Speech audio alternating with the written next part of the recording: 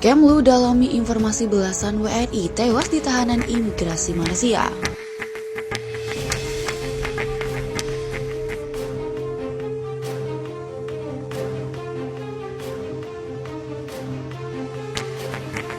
Kementerian Luar Negeri RI telah mempelajari laporan Koalisi Buruh Migran Berdaulat yang menyebutkan adanya belasan warga negara Indonesia meninggal dunia di dalam rumah detensi imigrasi Malaysia. KBMB mengungkapkan data tersebut dalam laporan mereka berjudul Seperti di Neraka, Kondisi di Pusat Tahanan Imigrasi Islam Malaysia. Kementerian Luar Negeri menghargai KBMB dalam upaya ikut melindungi WNI di luar negeri.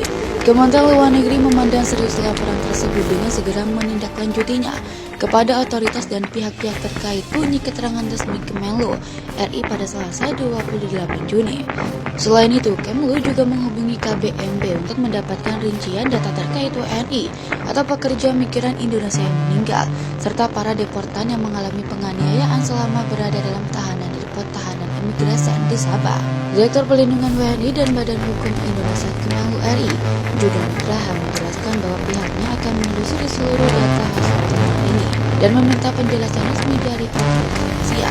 Perwakilan RI di Sabah yaitu KJRI Kota Kinabalu dan KRI Tawau rencananya hari ini akan bertemu dengan Jabatan Imigrasi Negeri Sabah. Pertemuan dimaksudkan untuk meminta keterangan dan kejelasan atas temuan KBMB sebagai upaya pemerintah Indonesia dalam melindungi WNI atau pekerja migran Indonesia di wilayah Sabah, ujar Juda dalam keterangan resmi. Menurut data Bank Indonesia dan Badan Nasional Penempatan dan Pelindungan Tenaga Kerja Indonesia, Malaysia menjadi tujuan utama pekerja migran asal Indonesia pada 2021. Sekitar 1,62 juta orang atau 50,3% dari total pekerja migran Indonesia yang berada di Malaysia. Sebelumnya menyitir kantor berita Antara, KBMB melaporkan 18 WNI meninggal dunia di depot tahanan imigrasi Tawau, Sabah, Malaysia sejak Januari 2021 hingga Maret 2022. Laporan KBMB mengungkapkan para WNI tersebut meninggal dunia karena diduga mengalami penganiayaan. Sejumlah deportan WNI juga diduga menerima bentuk hukuman yang tidak manusiawi serta penyiksaan.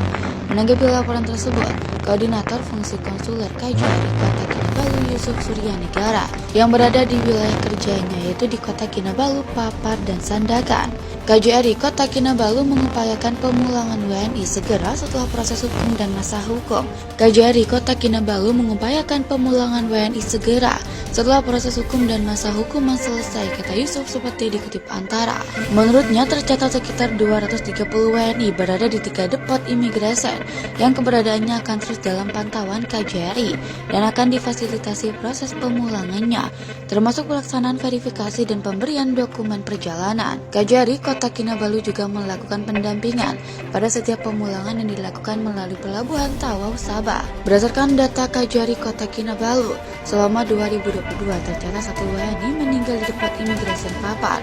Sementara pada 2021 tercatat ada 8 WNI yang meninggal. Mereka tersebar 6 WNI di depot imigrasi Sandakan, 1 di depot imigrasi Papar, dan 1 di depot imigrasi Kota Kinabalu.